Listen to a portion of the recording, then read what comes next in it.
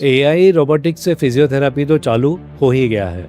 Computer में मैंने बताया कि एआई क्या होता है कि उसके पास एल्गोरिदम्स हैं, वो लाखों पेशेंट्स का डाटा उसके पास है। स्टेम सेल थेरेपी कुछ एक बीमारियां हैं, जैसे ब्लड कैंसर हो गया, उसमें आपने बोन मैरो ट्रांसप्लांट कर दिया तो वो काफ़ी इफ़ेक्टिव है।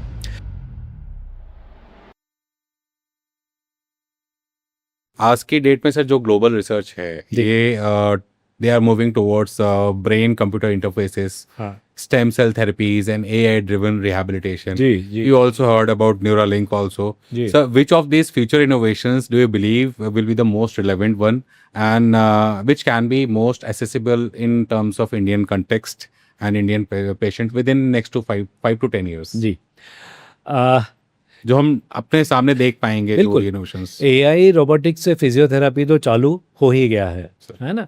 आपने कंप्यूटर में फीड किया कि ये पेशेंट को हाथ में लकवा है कि पाँव में लकवा है, ठीक।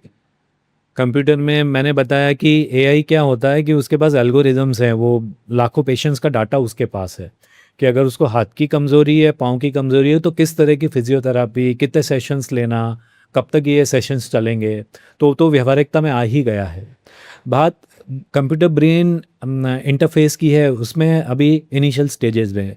इसका मतलब ये होता है कि आपने मन में जो सोचा और हो गया, तो अभी वो माइंड रीडिंग वाली बात उसको आने में समय है। रही बात स्टेम सेल थेरेपी की, स्टेम सेल थेरेपी कुछ एक बीमारियां हैं, जैसे ब्लड कैंसर हो गया, उसमें आपने बोन मैरो ट्रांसप्लांट कर दिया तो वो काफ़ी इफ़ेक्टिव है। ब्रेन में पार्किंसन डिजीज़ में या स्पाइनल कॉर्ड इंजरी में कई ब्रेन स्टेम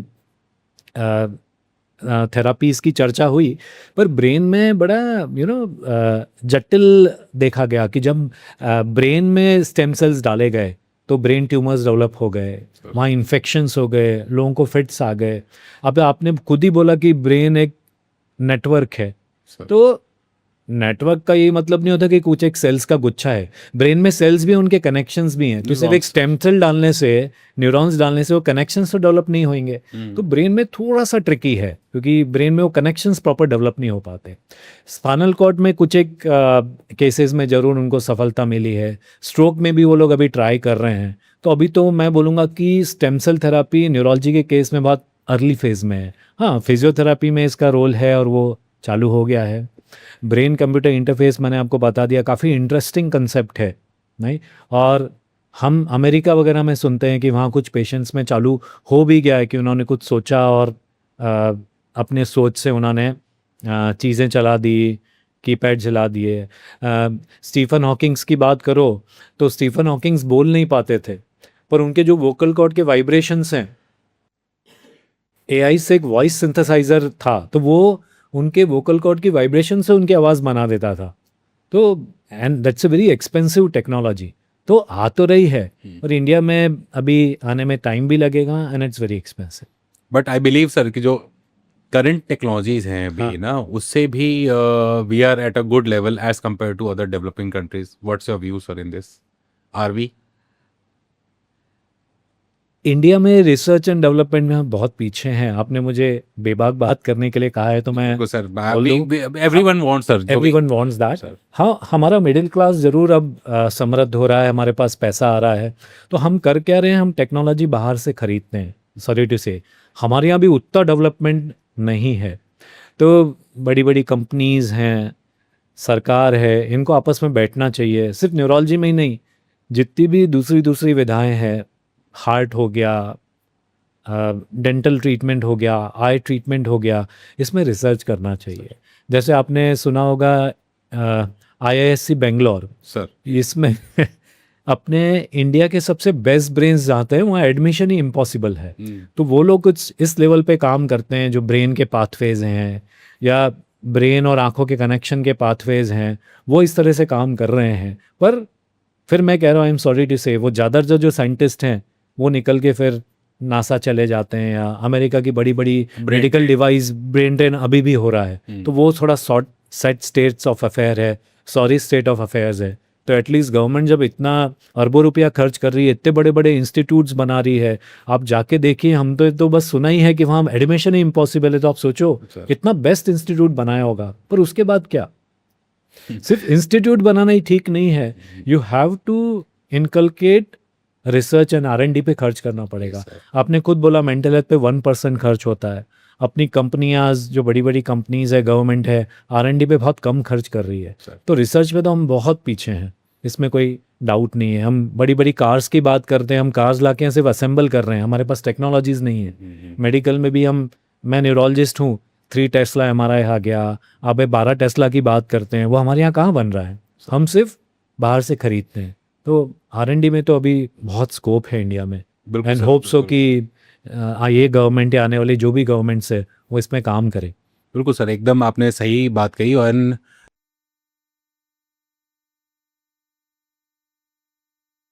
इस चीज़ का प्रभाव अभी हमने रिसेंटली जो जितने भी पिछले 2-3 साल में जो वर्ल्ड ऑर्डर जो एकदम चेंज हो रहा है ना सर, इसमें हमने इसका प्रभाव पूरी तरह देखा।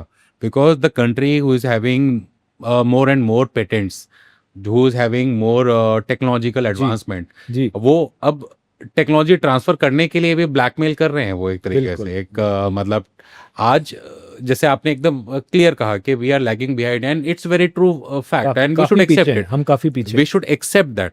Yes, ठीक है, सबसे पहली चीज़, क्योंकि देखिए सर हमारी जो फंडामेंटल ड्यूटीज़ है सर, उसमें एक बहुत इंपॉर्टेंट पॉइंट आता है, article 51A is are fundamental duties.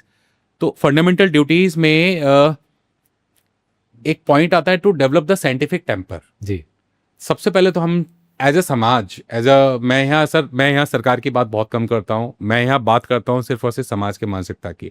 As a समाज हम सब लोगों को सबसे पहले तो इम्पोर्टेंट है कि to develop the scientific temper.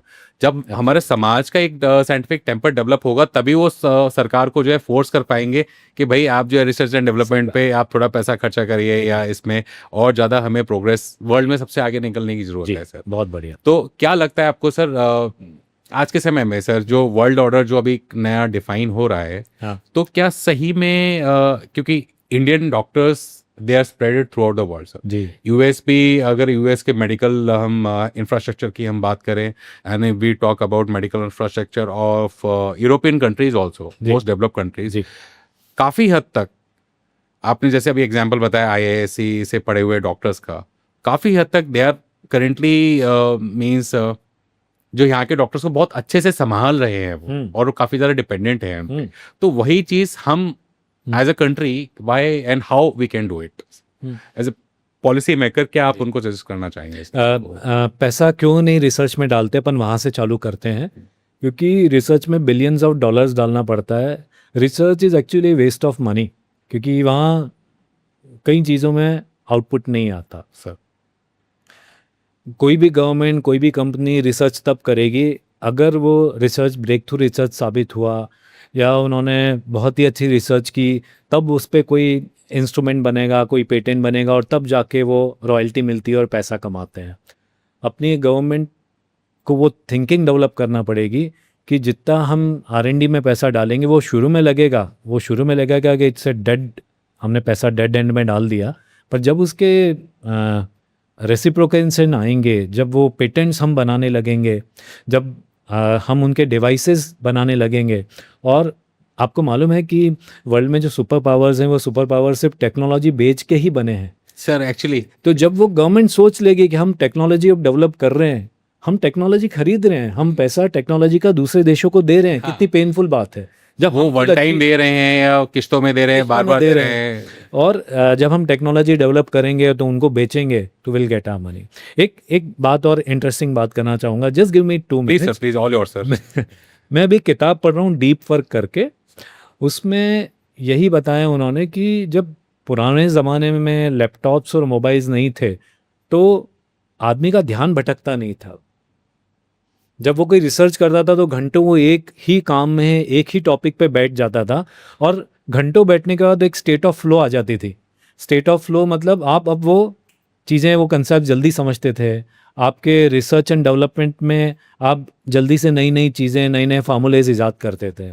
अब उनका कहना है कि with advent of social media, advent of mobiles and laptops, जो अपनी बात हुई फोमो की, या डिस्ट्रैक्शन हो जाता है, डिजिटल डिस्ट्रैक्शन सिंड्रोम की अपन ने बात की, तो आप डिस्ट्रैक्टेड रहते हो।